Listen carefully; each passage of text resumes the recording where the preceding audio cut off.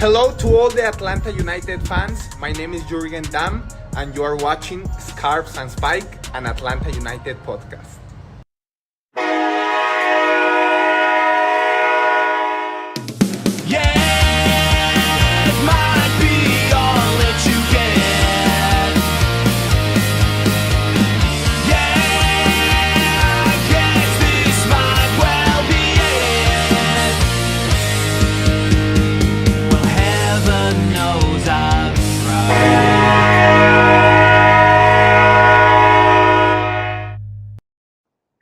Welcome into Scars and Spikes. Thanks for joining us, everybody. Sydney and Tyler with you.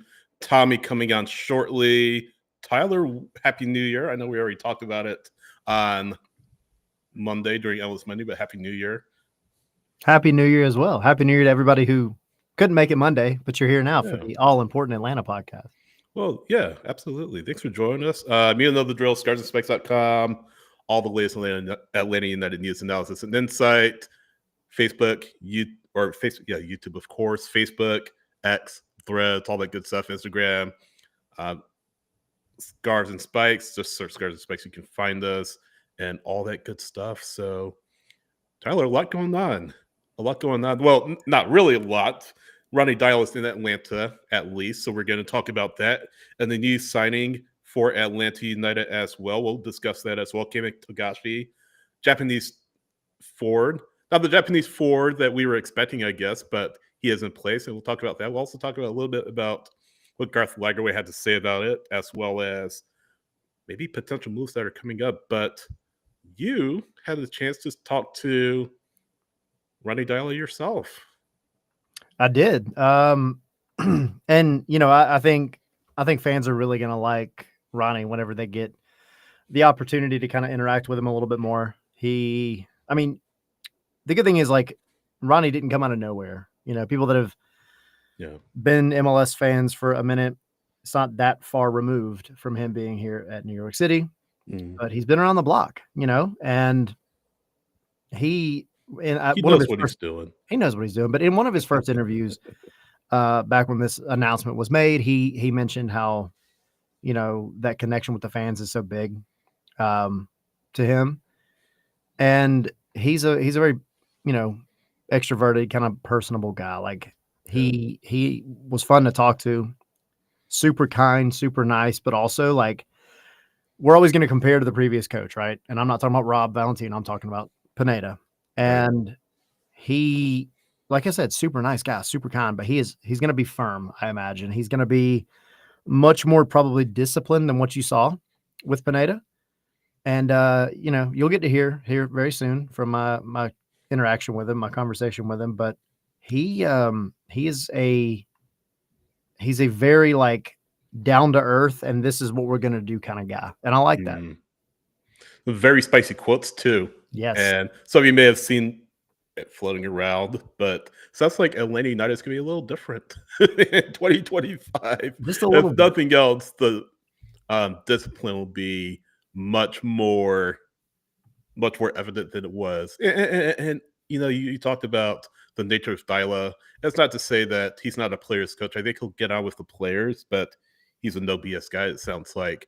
Whereas Pineda tried to be more even-handed with his approach to the team. Deila sounds like he's going to hold players accountable. And he said a lot about, you know, if you're just stuck where you are, you're not going to play for me. And he made that very clear in his press conference, introductory press conference, and with you. So that's sort of the thing. One of the things that stuck out to me, he's going to hold guys accountable. He's going to hold their feet to the fire. He's not going to tolerate just stagnant behavior and stagnant progressions from his players. So that's certainly what caught my eye. He mentioned a lot of players that he's worked with. Of course, the big one that we all know, MLS, Tati Castellanos, up at NYCFC, Golden Boot winner during his tenure. He'll work with the twos as well. But a lot of goodies from the interview, and I guess, shall we play it? Shall we just go on and play it? Yeah, let's do one thing really quick. One, scarvesandspikes.com, because some information from that interview is up, and also Sydney's article on Atlanta's newest striker, probably not only striker, not only striker, but The Japanese striker, not the one that we were expecting. Yeah, and the one everybody wants, but good depth, right? Good competition for Jamal Tiare, but also you probably noticed something different about the streaming right now. Some things are a little different and change it up. That is because we have changed the streaming platform we're using, which by the nature of what we've done, we might be a little slow moving some things around. There might be a couple of technical difficulties here and there. That is okay. It is all part of being in 2025. Just bear with us. Bear with the little glitches here and there. But yeah, I guess housekeeping out of the way. Shall we play the interview? Yeah, we'll go. All right. This is Tyler with Ronny Deila. So just diving into it because I don't have a lot of time. What excites you just in general the most about being here in the 2025 season? One more time. What excites you the most about? As many things, but as I said, I've been there before with New York City. I saw the supporters, I saw the stadium, and I felt like a European atmosphere. That was one. So every time I think, oh, that's a big club. Or that's a place that you can do something and get unbelievable experiences. You have won before. That's a good thing. So you have people in the club who know what it's about. When I come here, I was here in a little trip in October. I saw the facilities. You have everything that you need to succeed. I get a really, really good feeling about the leadership in the club. And I get a good connection with Garth and Chris also now in later. They come a little bit later, of course. And I get this family feeling. And that's values that is important for me, because I think when you're a family, you support each other, you want each other well, you want to create something together, and you push each other forward. And this is a foundation that you need to improve every player and every staff to get to the next level. So, from a lot of fans have kind of pointed out over the past couple of seasons that players tend to come in and then their individual level of play sometimes drops. What is your kind of, I guess, philosophy on how you approach individually coaching players and kind of bettering them as individuals on top of the team itself? I think I'm a people coach. I'm very close to the players. But the reason I want to do that, because the closer you are, you can be more honest. And when I say something, they will feel it like I want them well. But we need to have high standards. And I confront a lot. I like to confront. I like confrontations. And that's because it's about getting better all the time. So that drive that I have, I think that the players will feel it. And I don't accept 90% in training. Because if you're going to be consistent, you have to what you do in training, you do in games. So every day is a cup final. And that's easy to say. It is you have to prepare like a cup final, and not many do that. When it's something special, but there has to be higher tempo here than is in the games. So that's going to be an important thing, and I need players that is wanting to learn and are able to learn, and that they are willing to sacrifice everything to get where we want to go. So to be close to them, find out what they think they need to improve, how they're going to do it, what they need from me, and get them to close agreement of where we're going forward. Because players nowadays, they don't react on fear. They are more like they need to feel that they want. So you have to get into their heart instead of get them to be scared. I don't like fear. I like respect. And respect you get through knowing what you're talking about and treat people well. Yeah. That's the two things. Okay. Are there any, I know you've only been here for a couple of days, are there any obvious positions that you feel from a coaching perspective that you want to improve or that need to be improved? I think, there's already gone a process there before I come in. Mm-hmm. So, everybody knows that we look for a winger and a striker, as a DP maybe, so that's process is going on. I see also in the defense that we can be a little bit lack of something. I think the team in general is too nice. We need to be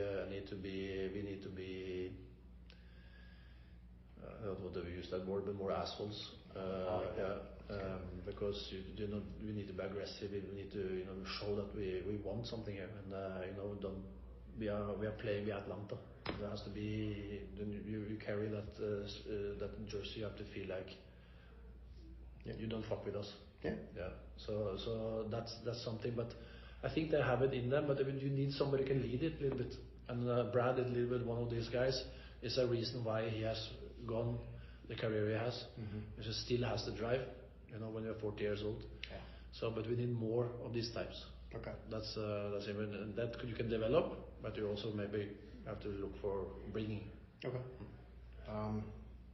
Good. Okay.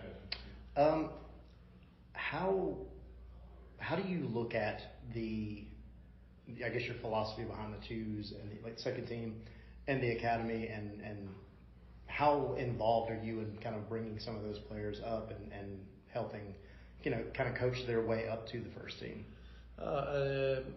I haven't been involved a lot in the academy down, but maybe I will be more involved here. I understand that they want a little bit about that, but I have always a very close connection to the second team. I will be there in the games, I will see, and I will have players to my trainings, but there can't be too many at the same time, because then if you have two players in the same position, they ruin each other. You need to have one in each position. So that's like a map you have to have almost around the club. So also when you're signing players, if you have a fantastic 20-year-old in the club, you don't sign a player and go in front of him. So that is a conversation, and also Chris going to be very important in this.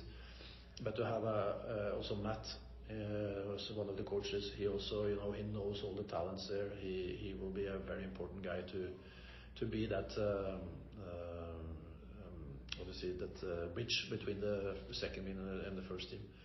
So, but for me, are you good enough? You're old enough. I don't care what kind of age you are. I've had Martin Ødegaard when he was 15 years old. I put him on the pitch. When I don't care. It's do you play if you're better than the other?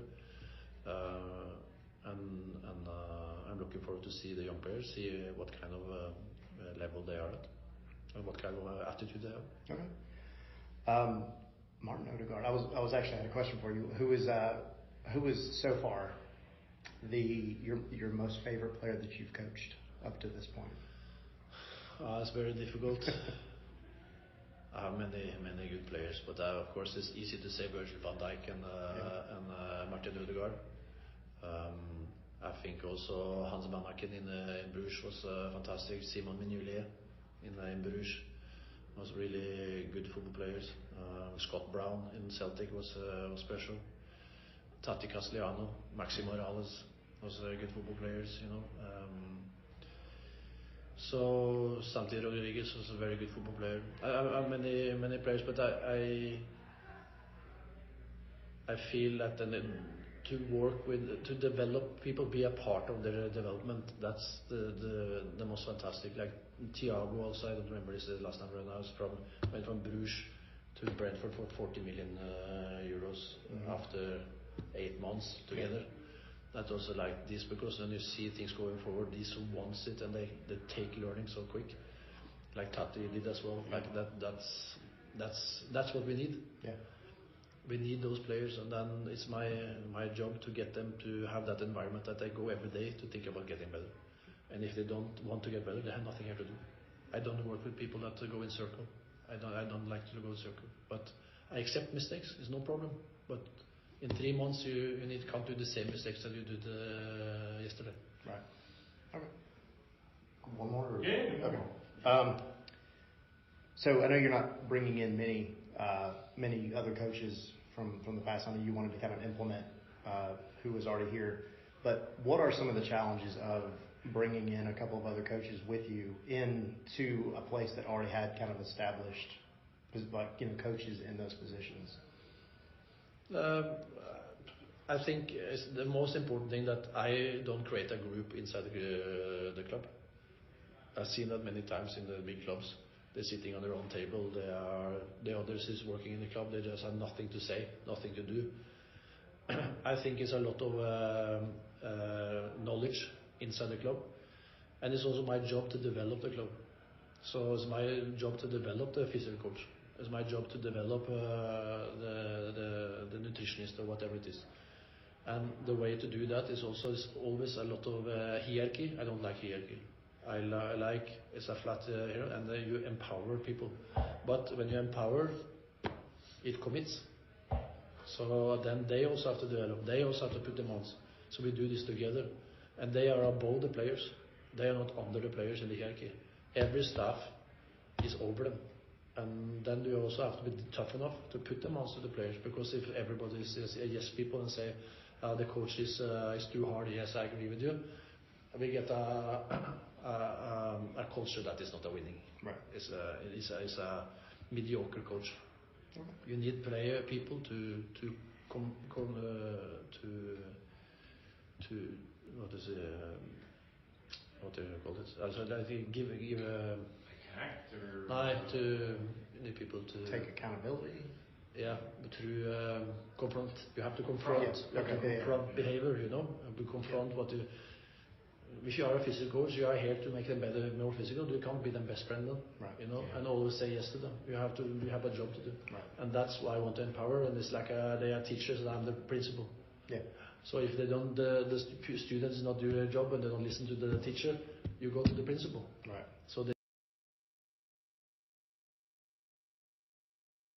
So that was Ronny Deila with Tyler, and a lot to unpack, Tyler. And Tommy's here with us. So, Tyler, probably let you get started with sort of your first impressions of Ronny Deila. I know you already mentioned it, and Tommy, I know you're hearing the interview as well. You're seeing the interview as well.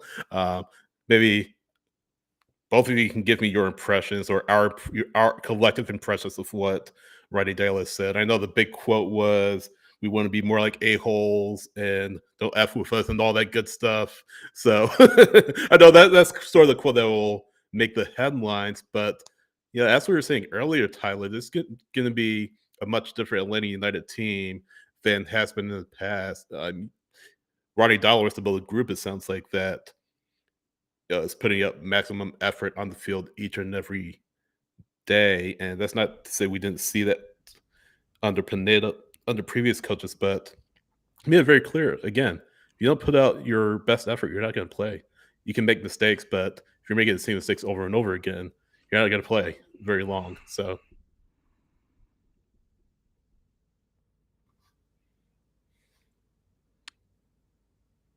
oh, you're muted, Tyler. Dude, these Happy technical New Year. difficulties in 2025, man. No, we know the audio was a little low. Apologies. This is us getting used to things, new toys that we're playing with. But no, I mean, I think there was a handful of quotes that stood out, but he mentioned he was a people coach, and he said, mistakes, they're okay. I'm okay with mistakes, but you can't make the same mistakes in 3 months, right? You can't be making the same mistakes you made yesterday. And he had a lot of praise for kind of that I'm paraphrasing, but that bulldog mentality, almost like that, like Brad Guzan is who he referenced specifically, but he said, I think the team has that, but we need more players like that. He said that's why Brad has had such a good, long, successful career, because he just has that drive. And that's necessary. And yeah, I mean, he said we were too nice in 2024. We need to be more of a bunch of assholes. And there's a lot to that statement. That's what he said. Okay. Yeah. That's what he said, just to clarify. Yeah. But he basically he said he wanted the rest of the league to be scared of playing Atlanta United. They need to be scared of the Five Stripes. So, a lot of good stuff there. We'll keep talking about it. Obviously, we have, the whole thing. Article is up on the website too, so there's more of a synopsis there. But I'm excited, man. It was a really good chat. It was really fun. It was very short, but I really do think fans are going to like him, and I think the players are going to like him too. What was your impression, Tommy? I know, as you're kind of listening to Daila's comments, as you kind of reading his comments earlier, I guess what was your impression of who he is and what he wants to do with Atlanta? This isn't your grandma's Atlanta United. Right. This team has needed to be tough. They need an edge on it. And while they've had it at times throughout the seasons, it's been a while, right? Jeff Lorenowitz, right? Like, that's always what I remember, right? He would step up to people, get in their faces, and tell them, you're not coming into Mercedes-Benz and pushing us around, right? We're pushing you around. And we haven't seen that for a long time. And I foresee at least some of these transfers when they eventually happen. By the way, MLS is, trying to say that we've signed other players. But with that, we're going to be signing players that can, maybe rough it up a little, right? Not get pushed around, because maybe, just being fast or just being, precise with things is great at times, but you need an attitude. I don't care what sport it is, right? Like basketball, right? Like, I'm not saying Draymond Green we're going to sign Draymond Green here, but right, he's a guy that gets players frustrated, right? And we've had players that we've played against before that have had attitudes, right? And it's gotten us flustered, and we've seen that a little bit over the past few seasons. Who am I think? Ozzy Alonso was one, right? We only got like 2.5 games out of him, it felt like.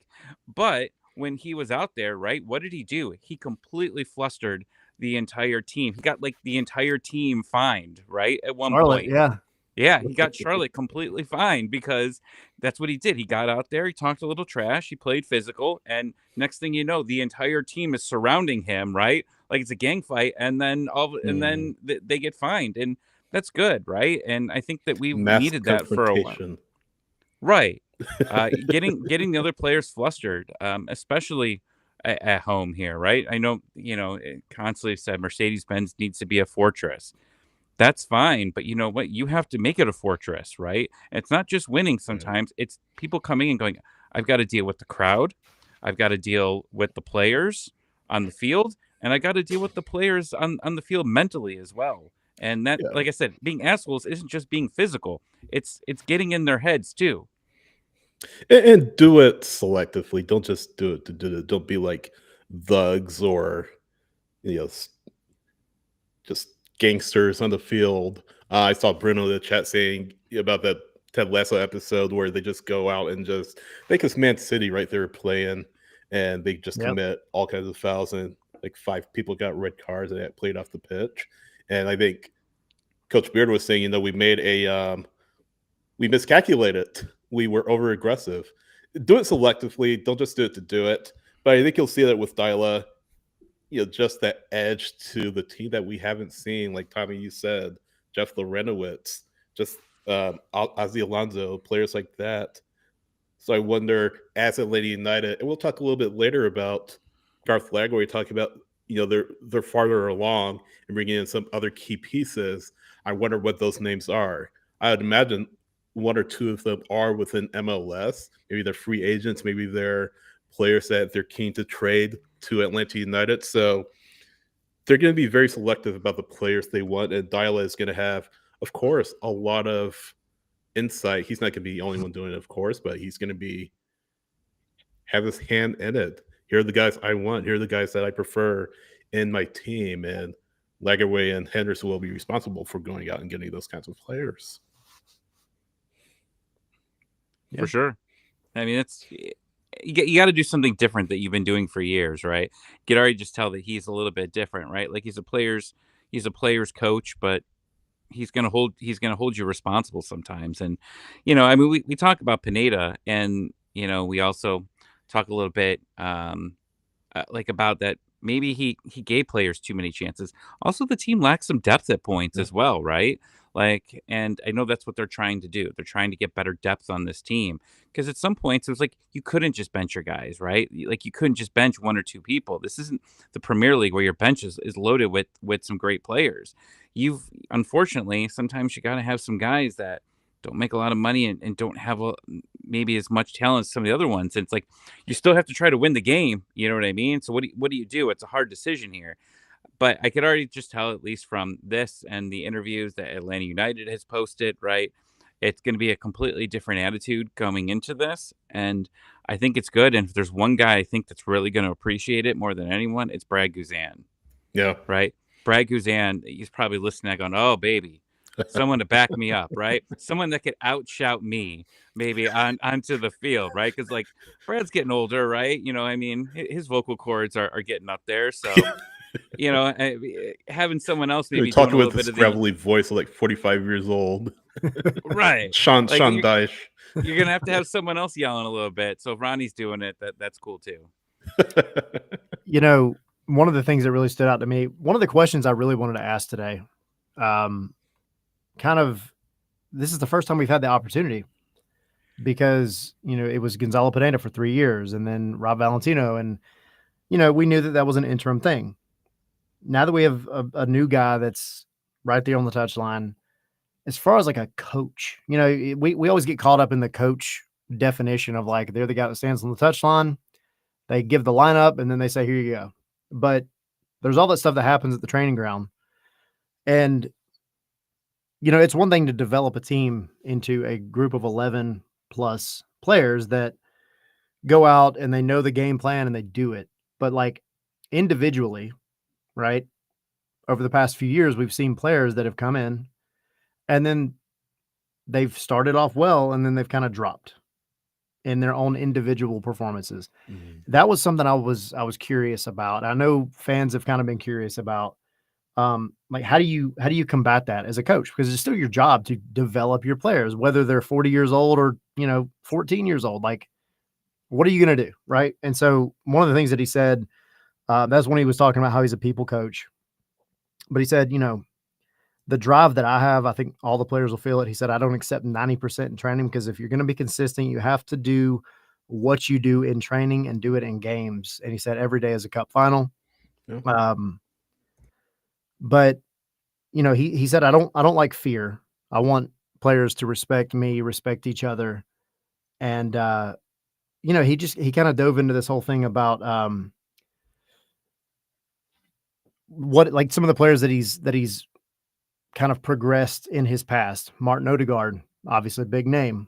We all know Tati Castellanos is probably the biggest one that MLS fans are they're gonna know. But he was very influential in Virgil van Dijk, his career, and so many others. So he's got a track record of making guys that maybe weren't known or they were on the up and coming, and he contributed to their success or whatever.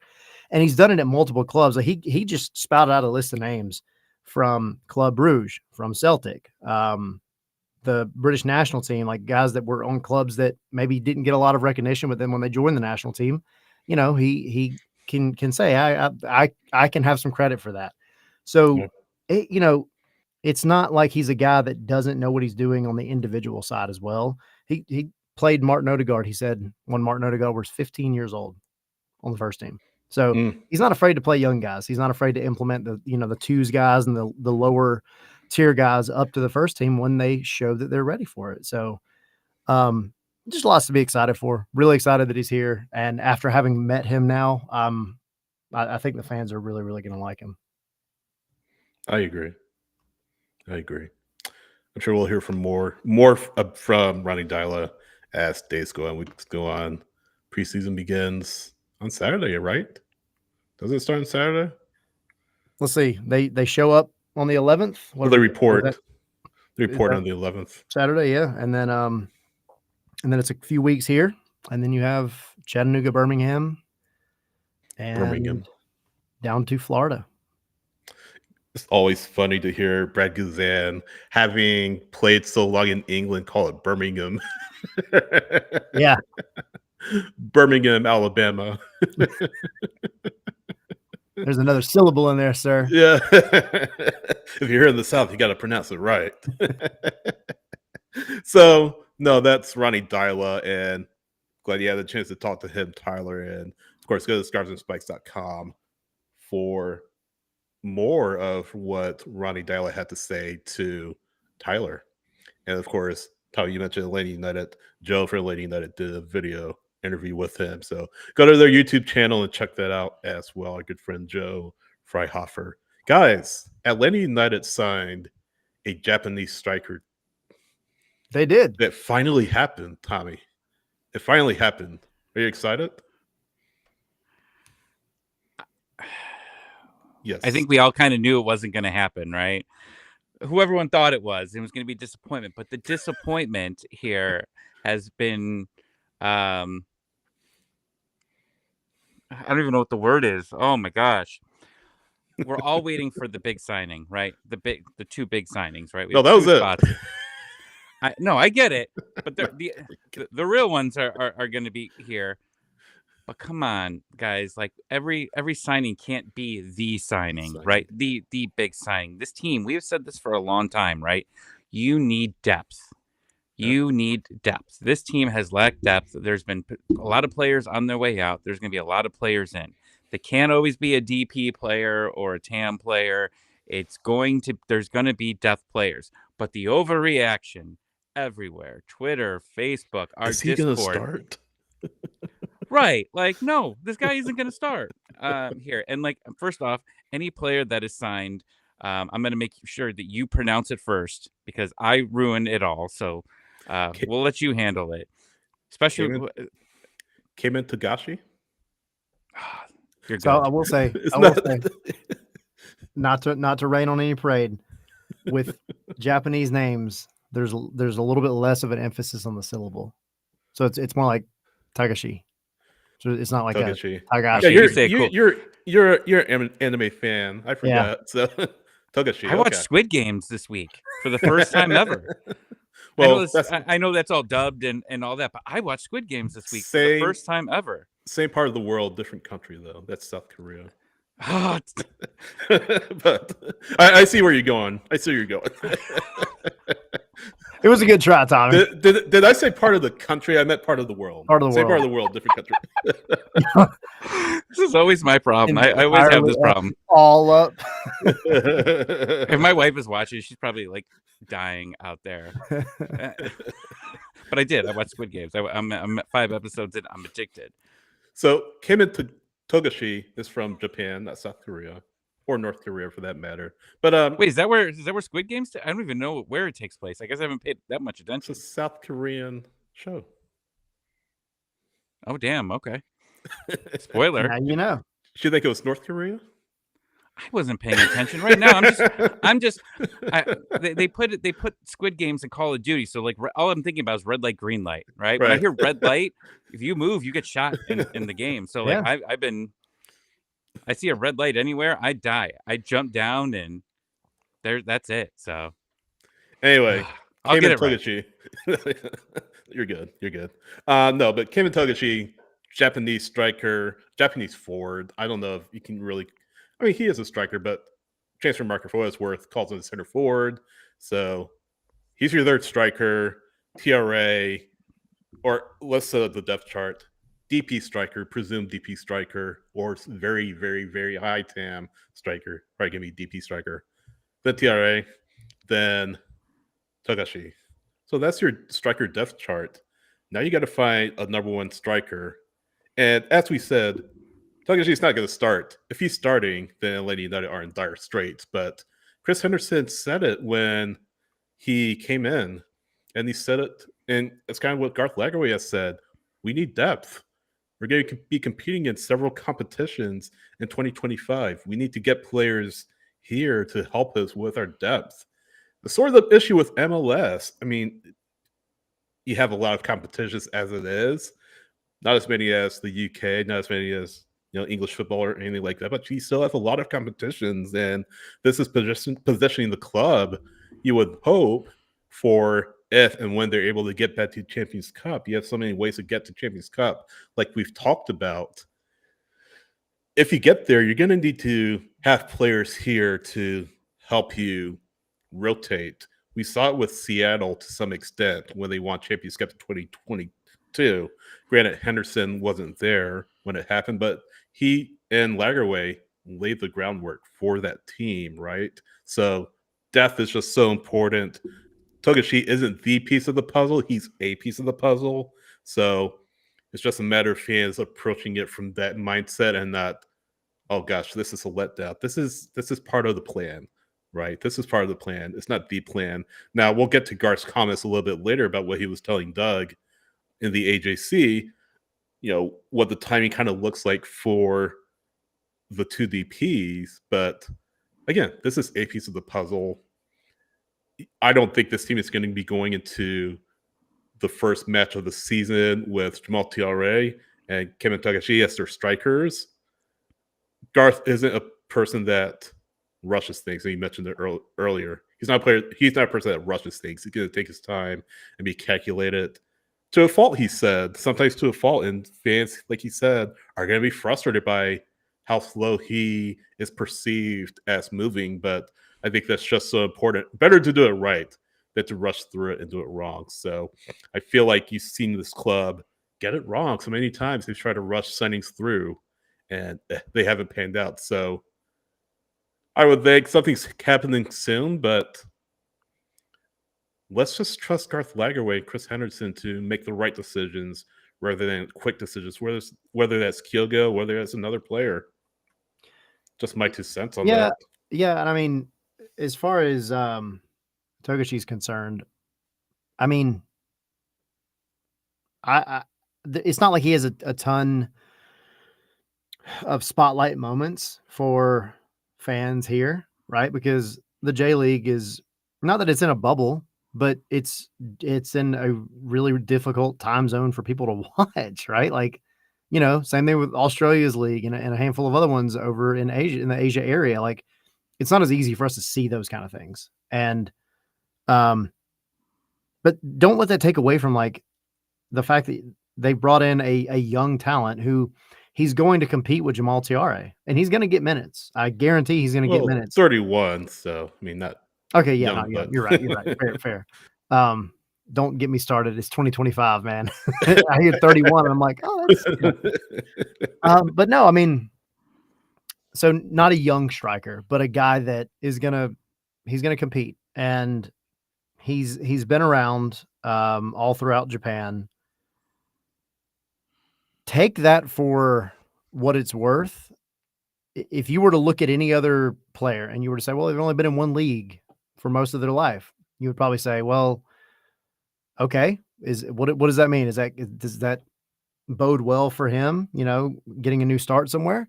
But you got to think about the Japanese culture, and you got to think about what it means to be raised in Japan. I understand he was born in New York, but he moved to Japan when he was very young. Right. There's a big cultural difference in Japan, and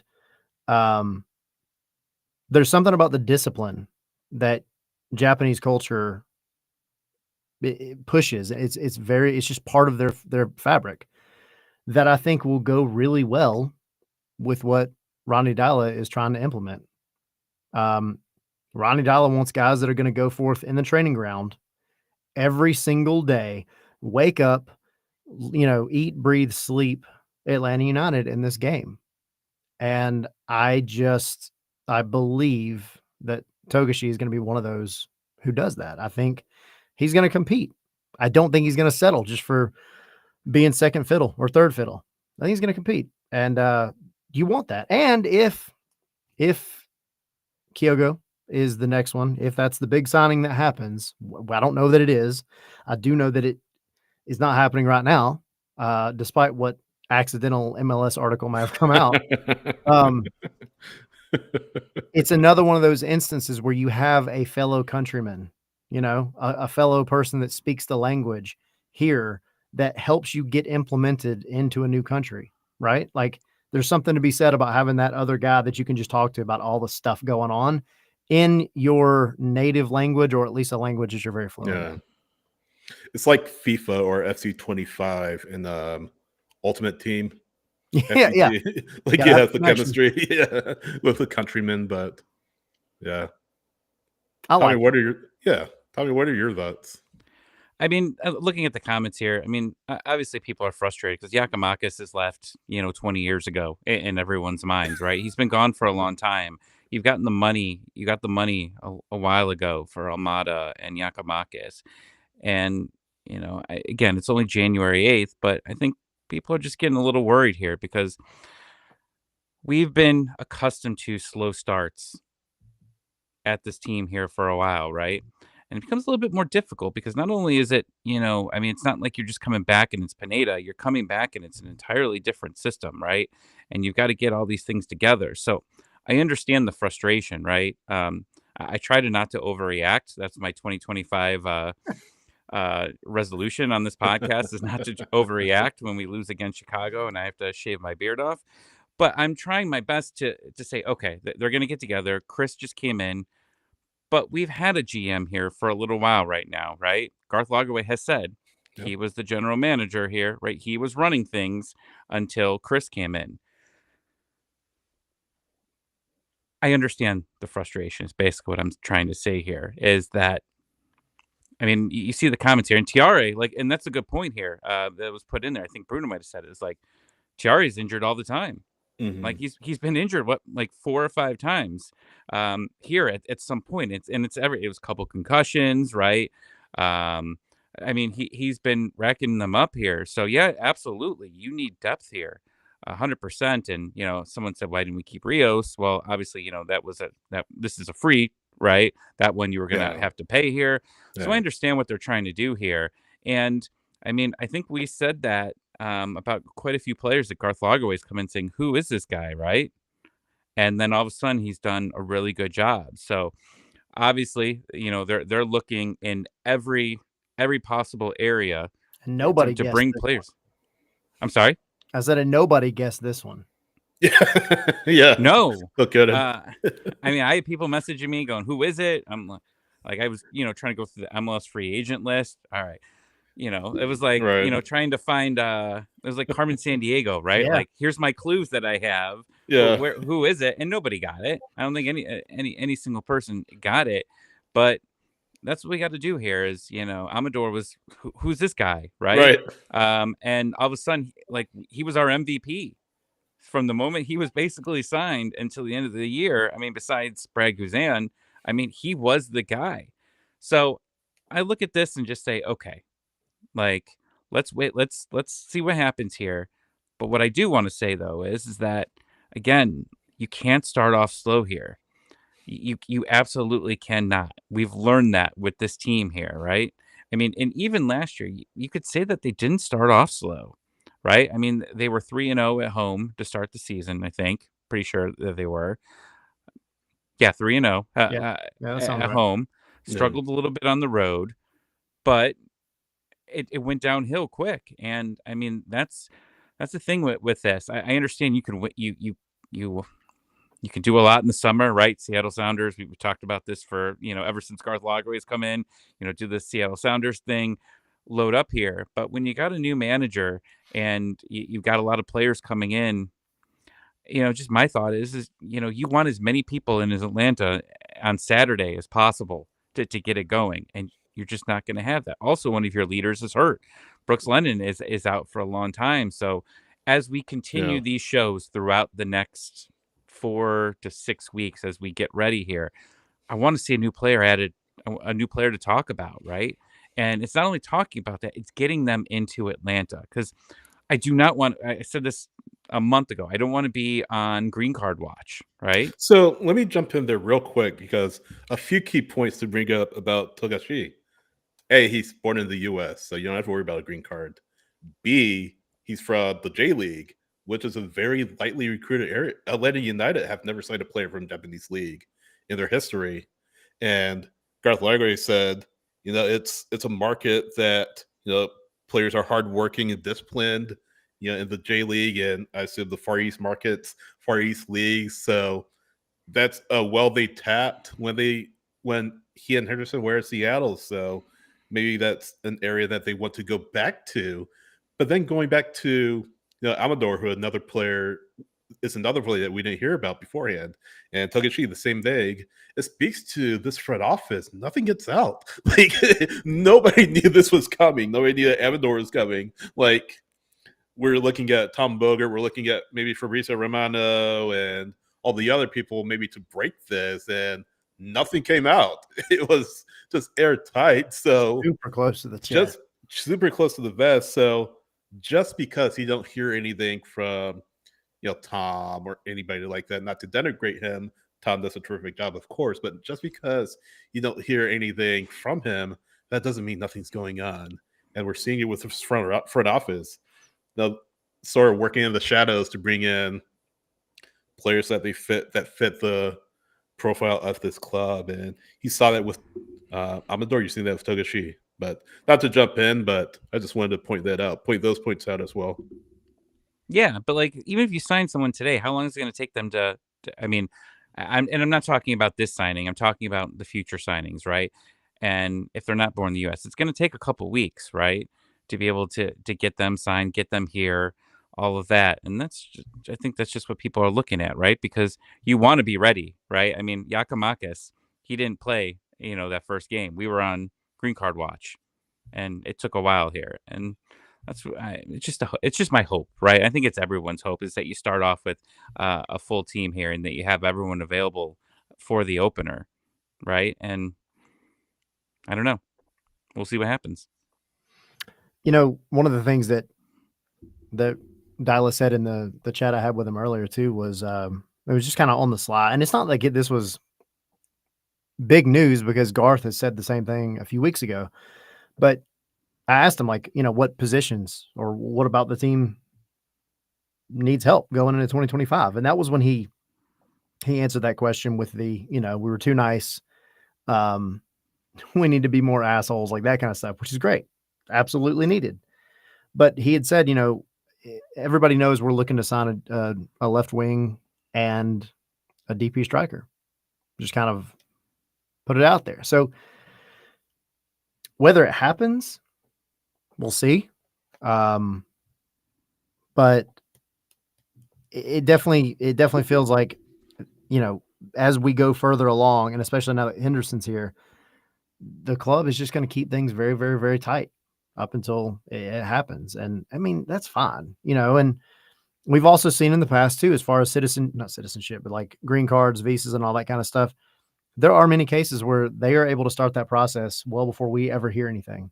And so that gives you a little bit of a head start in terms of like the clock counting down. And so, Right. I mean, I agree. I wish that it could be like, hey, all right, they're signing this person now. They immediately get to jump in with the club and go through the entire preseason. That's my biggest thing. I hope that whoever they bring in between now and the beginning of the season, I hope that those people get at least a good portion of that preseason camp with the rest of their guys. And that's why I pointed out what Garth was telling Doug earlier. They're pretty far along, he told Doug, and what Doug would describe as a few other depth pieces. So part of it leads me to believe that some of these players will in fact be, like I said, maybe free agent signings that have played in MLS, maybe players that, again, they're keen to trade from other clubs. They have a lot of GAM as it is. Of course, some of it was used to buy down players, but they have still some GAM in their back pocket, maybe an international slot in their back pocket if they want to pair with that. You have maneuverability that you didn't have before. Of course, you still have the Abram contract that, the longer things go on, the longer it seems like it might be a buyout situation for him, unless you can find a club that can pick up that contract. But again, they seem like they're far along, and with preseason starting, with players reporting in a matter of days, I'd imagine it's a matter of days when we'll hear more signings. Tommy, you said it. Ideally, you want maybe a signing per week at this rate, just so Got to you're give ready. Garth expectations here, right? We need expectations. We're doing this once a week, plus MLS Mondays. We need something to be able to talk about every week, right? Just remember, Sydney, 4 out of the first 6 games are at home. Yeah. You talk about having to win your home games, right?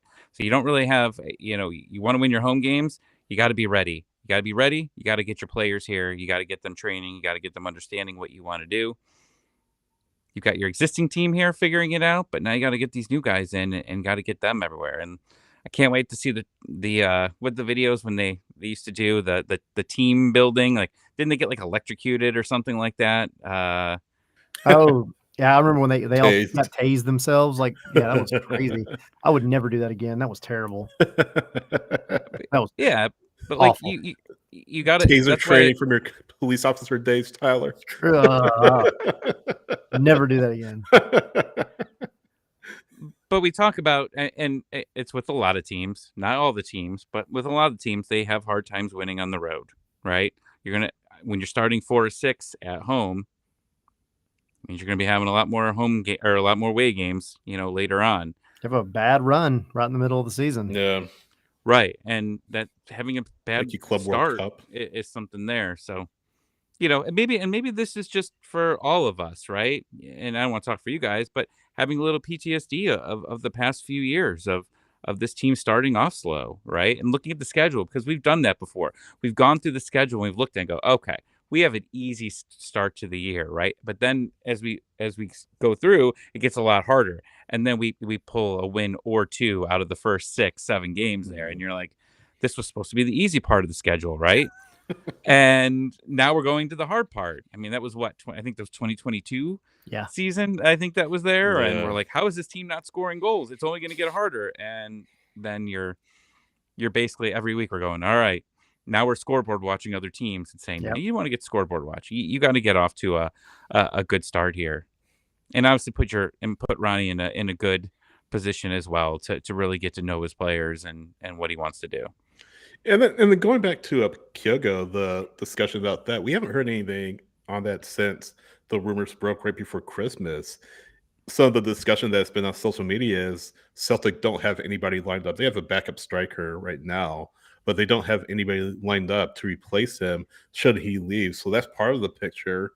And then B, I don't know how they're doing in Champions League play, but the chatter is, why are you going to let your top striker go in the middle of Champions League? So those are factors that, 2 factors that we need to take into account as things move forward.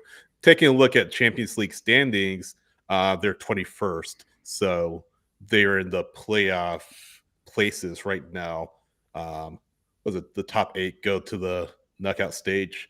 The next 16 are in a playoff to decide the remainder of the clubs in the knockout stage. So those are 2 factors that you have to think about. That's not to say that he's not going, period, but Celtic certainly has some business to do in there and before they even think about letting Kyogo go.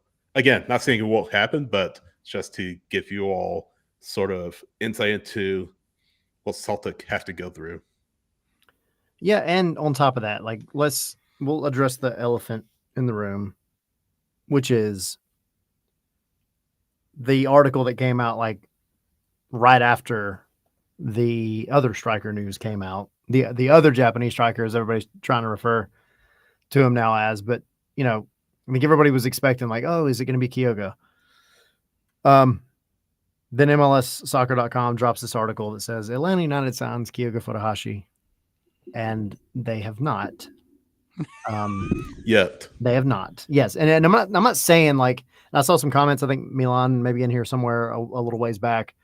And Derek right now saying, yeah, like it was a mistake, legitimately a mistake. So here's essentially, I think it's not a stretch to imagine what happened, right? Because it confused everybody. Atlanta puts up this teaser, right? And it's like this anime style video. The news has been like, oh, maybe Kyogo is coming to Atlanta for the longest time, right? For 3 or 4 weeks now. And then this pops up today that they've signed Togashi, another Japanese striker. A lot of times in the biz, in journalism, you get articles prepared ahead of time. Yeah, it's pre-written. You write things out. You pre-write things as much as you can, trying to save time. It looks like maybe they forgot there was maybe a double check that didn't happen, and somebody hit submit, and then subsequently was like, "Oh crap, that was not that Japanese striker." That's the other one. Yeah. So let's take it back. But MLSsoccer.com gets lots of hits. It's still up on Google. The page is not there. You can't read it, but the link is still there. So it just comes down to the fact that, like, I'm not saying it's not going to happen, but it hasn't happened yet. I can tell you that right now. It has not happened yet. Right. And this was a mistake on MLSsoccer.com. Yeah. It happens. It be what it is. Yeah. Someone just hit the wrong button. Yeah. We're a fragile fan base. You can't do this to us, MLS. Yeah. Right. So no conspiracy theory is what you're saying. No conspiracy theories, unfortunately. Though I'll give you one. That teaser video did say volume 1. This is what I'd been pushing for the last few days. So has to be a volume 2. There's got to be volume 2. Has to be volume 2. And it would only make sense. The only connection would be another Japanese player. So real quick, going to kind of merging that with Lego's comments to Doug. He spoke to Doug about where the club stands. And understandably, he wouldn't comment on Kyogo, but he said he was talking about even though there are fewer good players, and I sort of quoting, sort of paraphrasing, though there are fewer good players available in the winter versus summer, his words, he said, that doesn't mean we're not going to sign anybody in the winter. And his quote is, if we can get the 2 that we think are right, we'll get them now. Sure, though, some fans are going to be alarmed by that.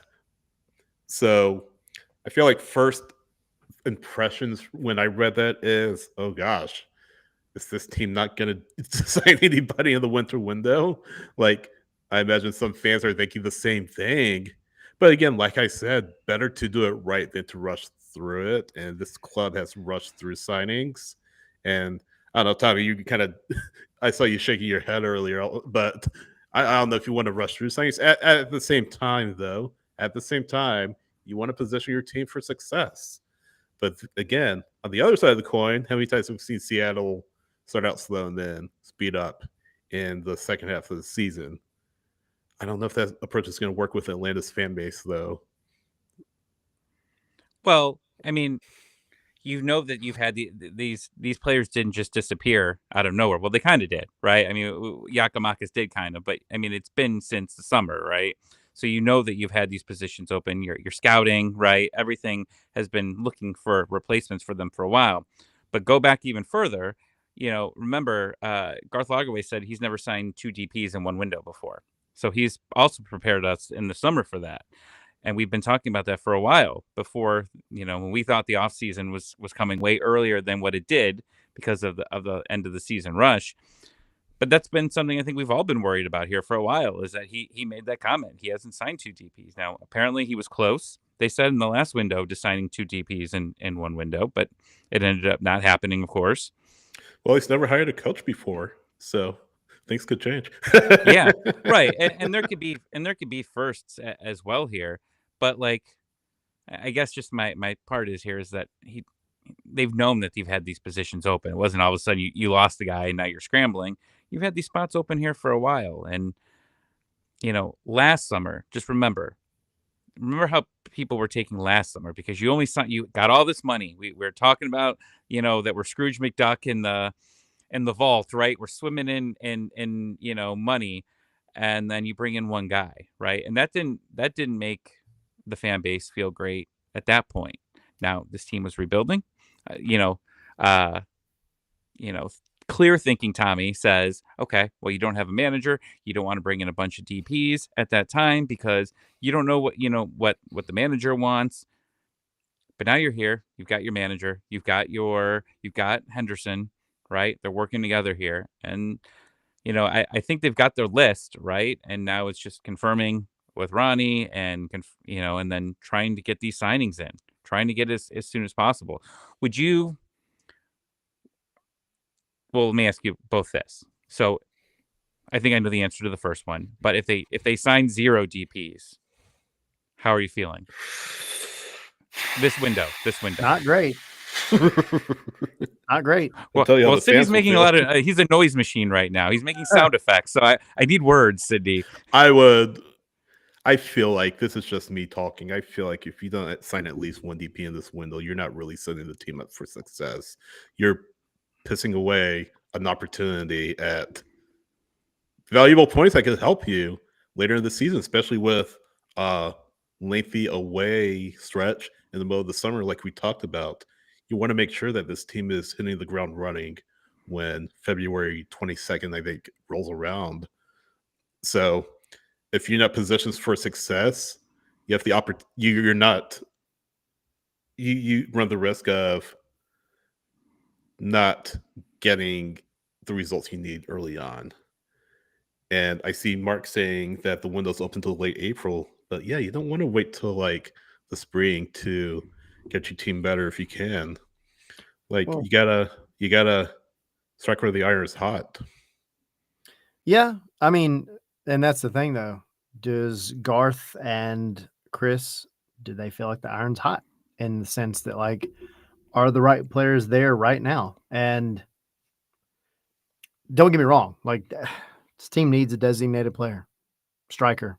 They need a striker. Like, for all the good that Togashi could be, and we know Jamal Tiare has flashes, but he's also got flashes of injuries. Yeah.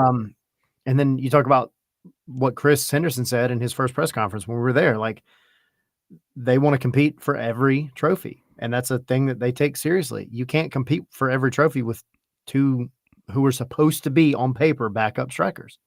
So, yeah, I mean, but Mark makes a good point. I mean, you could, just because you don't have a DP by opening day, February 22nd or 25th, whatever it is, that doesn't mean you're not going to have one all the way to the summer transfer window.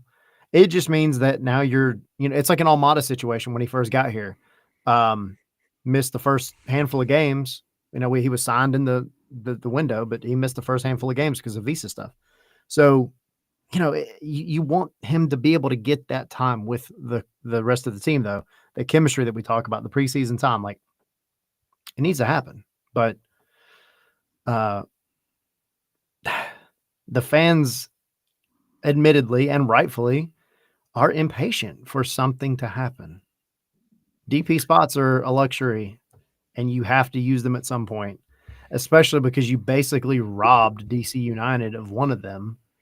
Someone might want to tell Craig Weibel that in Seattle was it De La Vega, Morris, and who's their third DP? I'll have to look it up. It might be Ferreira soon. Jordan Morris is a DP for Seattle Sounders, and I can tell you, Sounders fans are not happy with that development.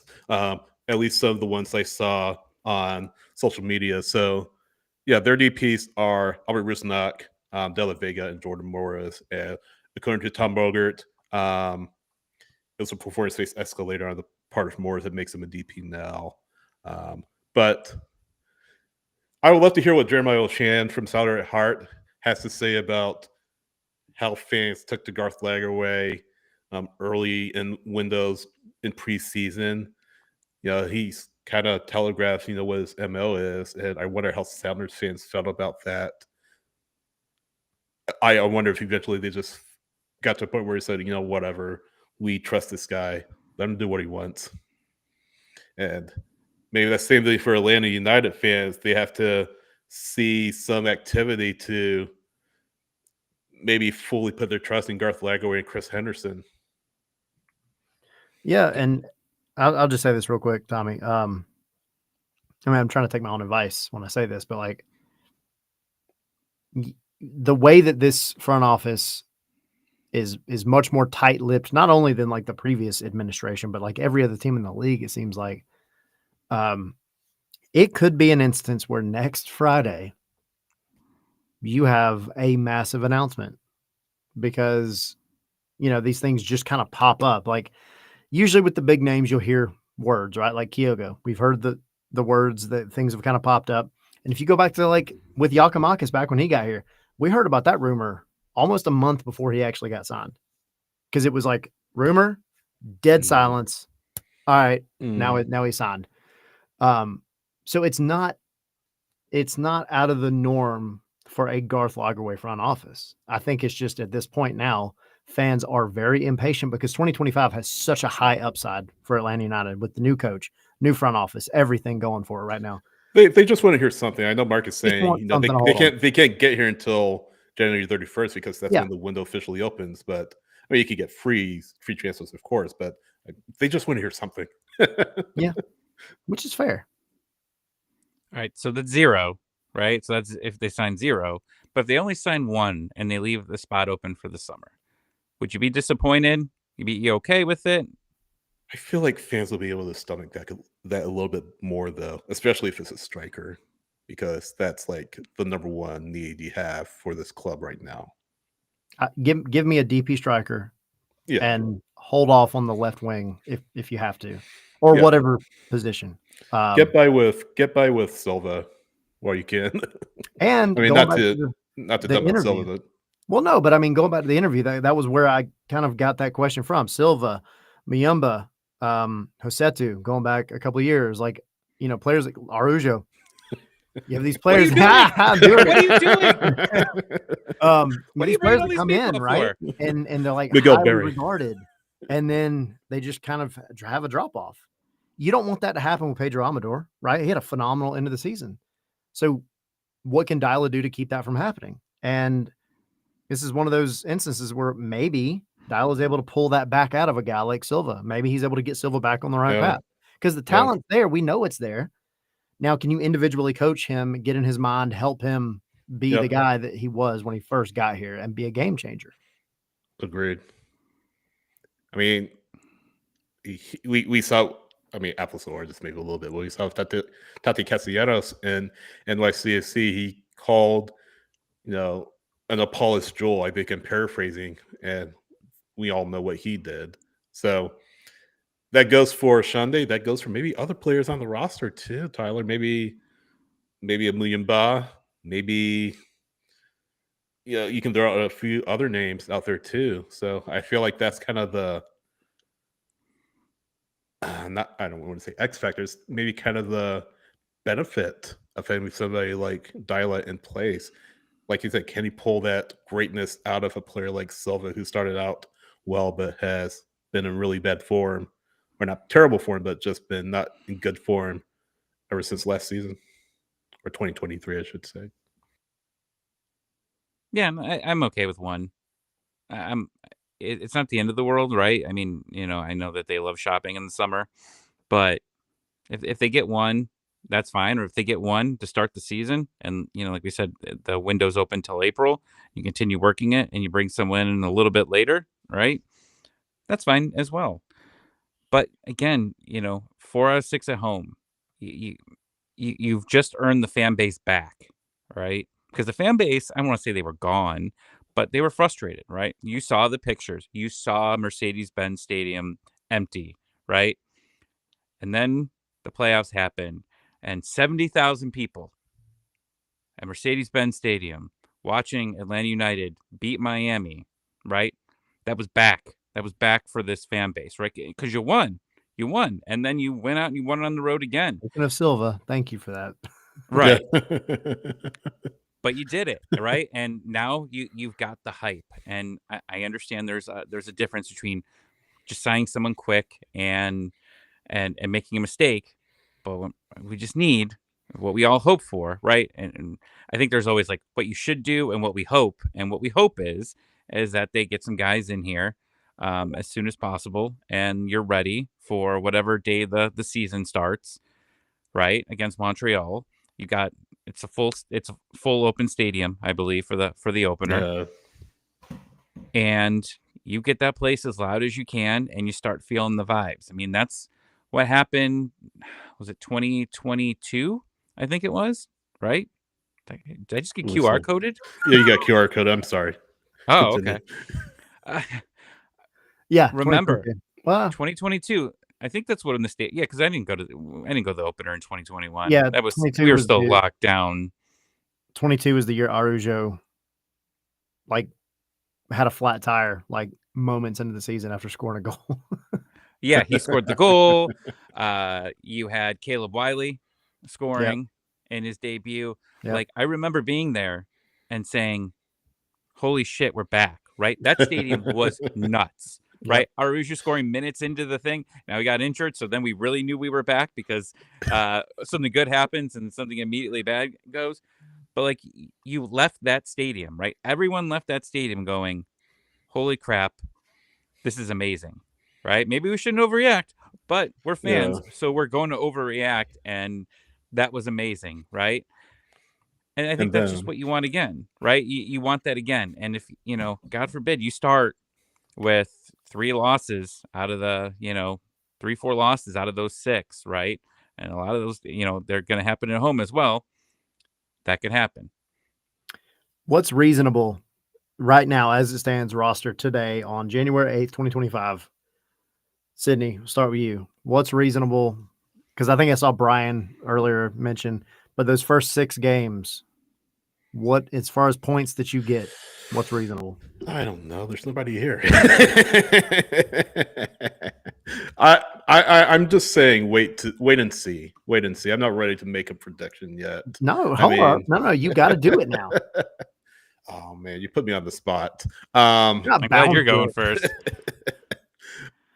We got to play Charlotte and Miguel Almiron game 2. I know. Perhaps. I mean, I'll say this. If you can get out of there with the 6 matches, if you can get out with 12 points, I'll be happy. If you can get out of there with 12 points, I'll be happy. I'll just say that. I'm not ready to make a spot-on prediction because, again, you don't really have anybody in here outside of Tagashi and Cleek, who we haven't mentioned yet. You don't really have a whole lot of new players besides that. So right now I'm saying 12 points. That could change depending on who comes in. I mean, you have to play Miami, of course. But yeah, I'm sticking with that for now, 12. Maybe you beat Charlotte away, but that's where I am. Gotta be Almiron. Got to. Because that's going to be another bad day on Twitter, right? Dude. And this is what off-season is, right? We are in off-season mode still. That's where we are. I know we just came back from break. I saw someone put Kirk Cousins in the chat. I'm not going to read it because it's going to frustrate me and make me swear. So I'm just going to ignore Omar's comment. Oh, of course it's Omar. He's putting Kirk Cousins in the chat. But, I mean, we don't have a ton of things to talk about right now. But, I mean, it's right now you have to talk about with what you have. And what we have is a lot of the same, right? We know that we've got some players still to come in here, but just gotta hope that we get some guys in here and that you start off strong and you start this reboot, right? This is like the full reboot. And I think that's why we've all been excited about, right? Like we've done the partial ones, right? Where we've kept a few guys around and said, okay, next year all these guys are going to be out, and now we're going to be able to go replace them. Well, a lot of that's happened now. You've gotten rid of some players. I saw someone put in the chat, I don't remember who it was. It said, how's Abram still here? Who knows? I mean, you still have your buyout. That's something else that we can discuss here as we get, closer to the start of the season. Is there a buyout here? Are we going to be bringing in another center back so we can maybe move on from Abram?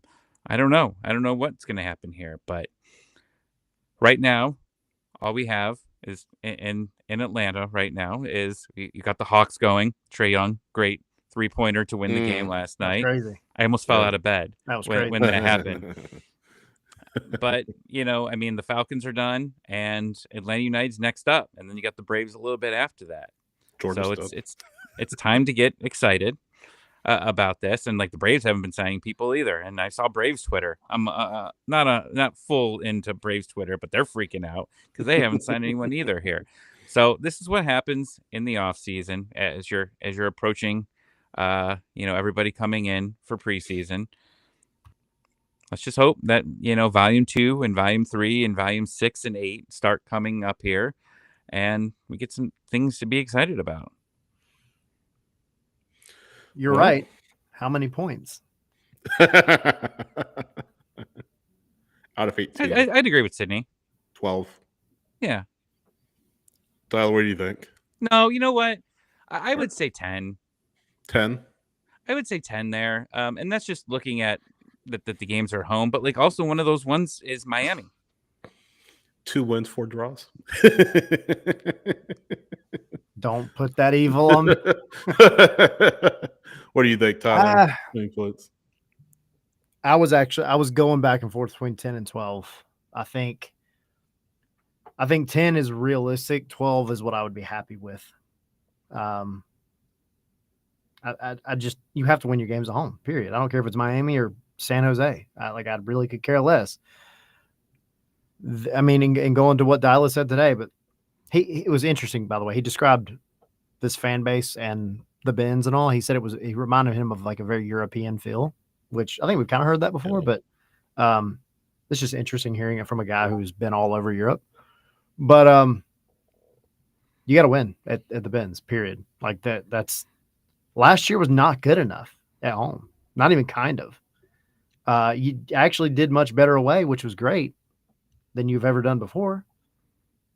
But if you go out and you win your first 4 at home, you're off to a very, very, very strong start, and you're going to need that because of Club World Cup. So yeah, I think 10, be happy with 12. Anything beyond 12, dude, I'm like, we're winning the cup, period. Leagues Cup. March 29th against New York City. Yeah. That'll be circle fun. your calendars. There's someone got that circled on their calendar. A lot of people have that circle on their calendar. Any final guy specifically? Well, no, Ronny Deila. Yeah, Ronnie's got it. Ronnie's got it circled. I would just say, this is what for the next 6 weeks. It's looking at this team, looking at preseason games, right? Try not to overreact to them. Try not to overreact to maybe what does or doesn't happen here. It's going to be a ride here for sure. And by the time we'll probably be laughing about this in the summer, hopefully not crying and laughing about it. But, I think part of this is look at this chat, right? This chat's live, right? And it's right towards the summer last year and towards the fall, this chat wasn't popping, right? And, maybe they were just sick of us for a little bit and they came back. They missed us over the break. But this shows, all these people over here are showing that how dedicated they are to this team and how much they want them to succeed, right? So I try not to, when I see people freaking out, I try to go on Twitter and try to calm them down a little bit, right? Like tell them that it's going to be okay. And Mark's been in here. Mark's doing, the work, right? It's telling everybody to calm down here. And now they're talking about Falcons and they're really pissing me off right now about that. I can't handle that. Just give me a week to get over the Falcons. But how about Oregon? Oh God! Sorry. Why did you do what that? is this? Just piss Tommy off? We'll just throw them all. There's a question in our. We'll take care of everything at the same time. There's a Q&A question that was put on there that I have to answer. I think when we do our Patreon recording about that. But no, like everyone's here, and obviously they all want us to do well early, to be invested, right? So I'm excited. I am for sure. And, anyone here that's venting, you all have the right to do it. Right. Because, it's America. Again, our vibes have all of a sudden jumped up because of what happened in November. And we don't want that to die out. We saw how much fun it was. We saw how loud it was. But if you ever bring up Oregon and Ohio State game ever again, Sydney, I am flying in for the home opener, and I know where you will be for that day. I know where you will be. I'm going to film Mortal Kombat between Tommy and Sydney. I'll make for good content. Falcons chats in here. 2 40-year-old chats. 2 40-year-old men going at it. It sounds like After Dark. Yeah. Real quick though, guys, are you excited for the snow? I'm getting ice where I'm at. I'm not getting snow. I hope I get snow for my kids' sake. Ice. No ice here. I mean, you live a little further south than me, Tyler. So I feel like you'll get more ice. We'll get more snow here in just north of Atlanta. So if it snows, I'll be ecstatic. Yeah. Question, but I just I don't know. I don't know if it's gonna happen. I'll plan on getting on the roads this weekend. My fiance's parents are in town for the weekend. I mean, we'll be out to dinner on Thursday, but I don't think we're doing anything on Friday. Saturday, Sunday, are the days we'll be out. I'll be with them.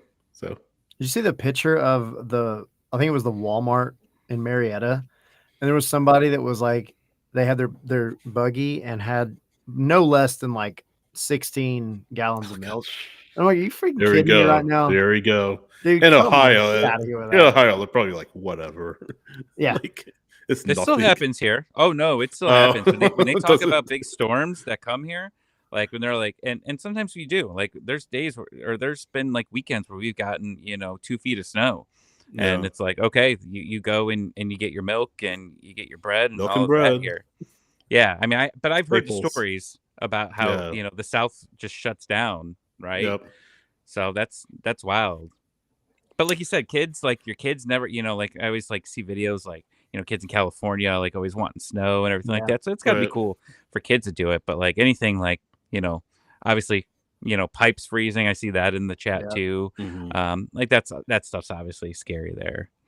Sucks being an adult. Kids don't have to worry about any of that. I know, dude. I just go build a Yeah. snowman or an iceman. Yeah. Or Yeah. just run out there and get frostbite. Who cares? Right. Like, it's Well, fun. if you're in the path of the storm, stay safe, stay careful, be vigilant, have your plan ready to go. But yeah, stay warm, stay dry. Charlie, any final thoughts? Oh, and California people too. We have some California friends Absolutely. out there. So if you're listening to us from California, or Edgar out there, friend of the show, Edgar, I reached out to him yesterday. He said he's all good. But yeah, California, man, that's awful.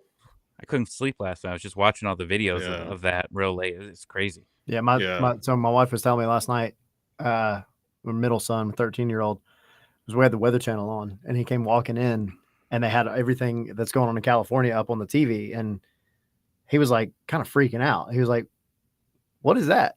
And my wife was like, "No, that's Los Angeles." And he's like, "But can that happen here?" And we were like, "I mean, not really. In theory, like it just happens a lot in California just because of the weather." But like you turn on the Weather Channel and it looks like the apocalypse is happening. It's terrible. It's crazy. It's terrible. Man. Yeah. So definitely think of those on the West Coast, Southern California. Yeah. Please stay safe if you're watching or listening up there. We met our friend Edgar, but yeah, stay safe, stay vigilant, and definitely take care of yourself if you're on the West Coast or in the path of this storm. Now your final thoughts. Anyone else got any final thoughts? Sorry, I keep stopping you. No. I mean, y'all go join Patreon. I'll have the raw audio up on there from the Deila conversation, so it'll be a little easier to listen to. And then we're also going to be recording soon. Yeah. A good AMA. We got a lot of good questions from folks in Patreon/Discord. So y'all go join up. It's very cheap and it helps us out a lot, but it's also Appreciate fun. It. Yeah. Patreon.com/Scarves and Spikes. Definitely go there. Starts at $1.17 a month.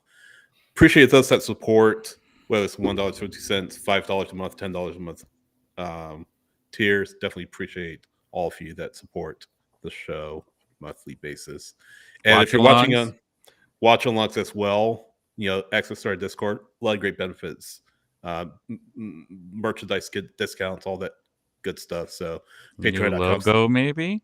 Yeah, perhaps. So yeah, Patreon.com/Scarves and Spikes. And again, thanks to those that support us on a monthly basis. And scarvesandspikes.com has links to everything Atlanta United. And other cool stuff. And our socials. Yes. Did you guys do an extra long show just to screw with me today? Maybe. Shall we tell everybody what's going on? We're not saying we did. Real quick, I gotta get an endoscopy done and a colonoscopy, so I'm prepping for the colonoscopy. And if you've ever done that before, I am shaking, literally shaking right now. I've been trying not to disappear from the show, but I am literally shaking. That's a great way to end the show. Atlanta United might be in a shitty situation right now. Not a lot of players, but so am I. So am I. Hit the music. Please just hit the damn music so I can run away.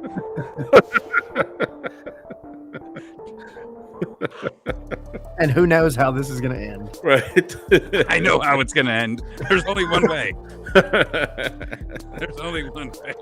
That's our $50 Patreon backers. $500. No. Thanks, everyone.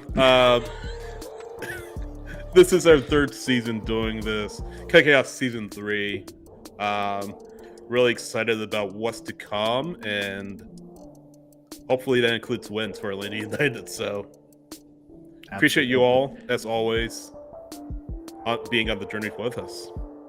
So before you hit the end thing, my friend came in here to troll. I don't know if anyone saw the comment. I saw it. But like nobody really knew what was they're talking about. But like he put as the I knew. Has the team's recent runs been more about explosive pace or struggling to clear things out of the back? Thoughts, Tommy? I hate you, Sloan. I hate you so much. I hate him so much. This is why people watch. 2025, ladies and gentlemen. Hopefully it's not a shit show. Like I said, thanks for being on the journey with us, everybody. Bye. We hope you come back if it's your first time. Yes, Yeah, please for come real. back. Y'all are awesome. We appreciate it. All right. So, everyone, see you soon.